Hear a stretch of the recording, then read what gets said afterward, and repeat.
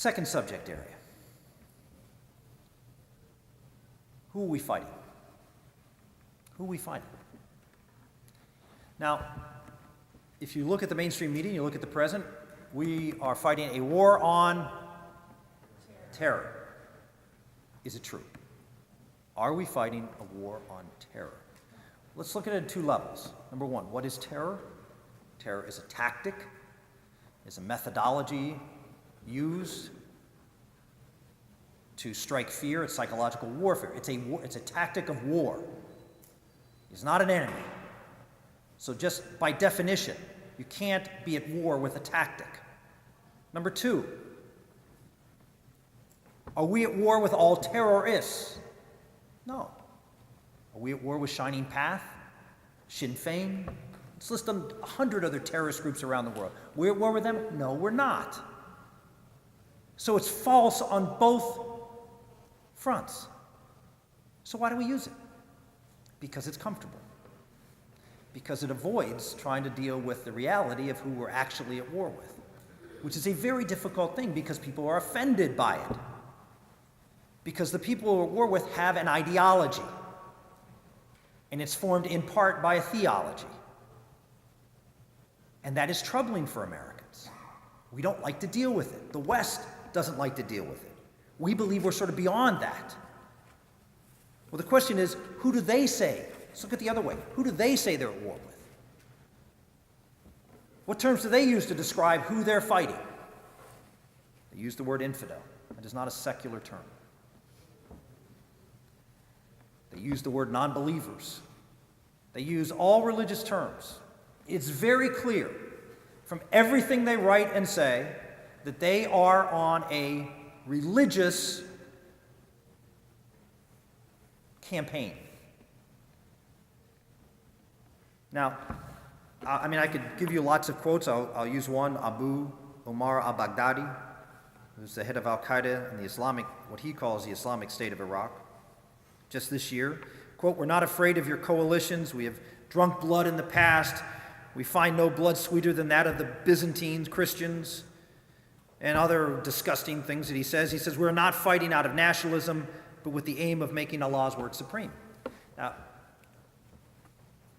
understand that's what they're fighting for.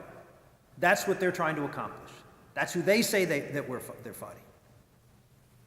And we say what? Terror. At worst, at best, it's disingenuous. Why don't we have the courage to go out and actually define who the enemy is? I'm going to do that tonight. And I'm going to do it, and as you'll hear, I'm going to do it not to point the finger, not to throw a blanket over everybody and say, all of this is bad, all of this is good. No. No. If we're going to talk about who the enemy is, then we have to be precise as to who the enemy is. And I say we, I mean all of we. People outside of Islam and people within Islam.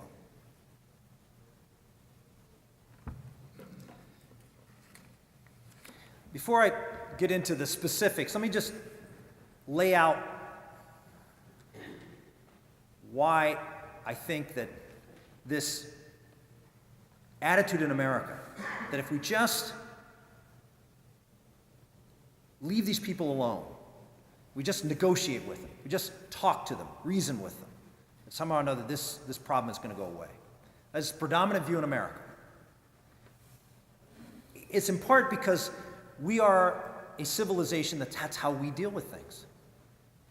That's who we are.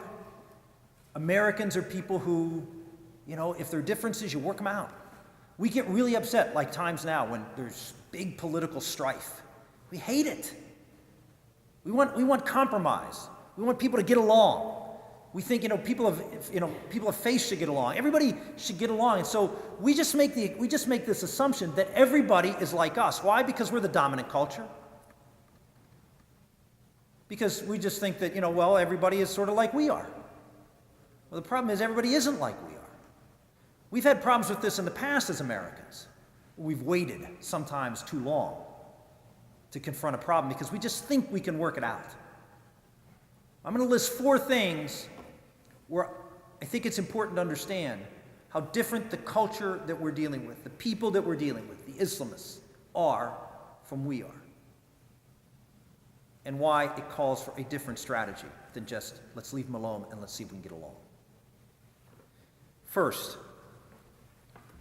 their perspective on things, the perspective of how they fit in and how things are dealt with, is just very different.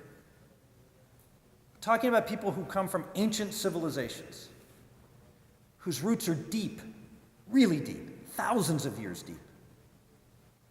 I mean, if you go to an antique store here and you buy something, I mean, you're celebrating your centenary. If you find something 100 years old, oh, that's old. I mean, that's used slightly in most of the Middle Eastern countries. You can go to places in the Middle East and buy things that are 2,000 years old for 50 cents. It's just the perspective on things is very different. We are Americans. Instant toaster, instant thing, video game. It's just, we have a problem, solve it tomorrow, things move on, just quick, fast-paced, different.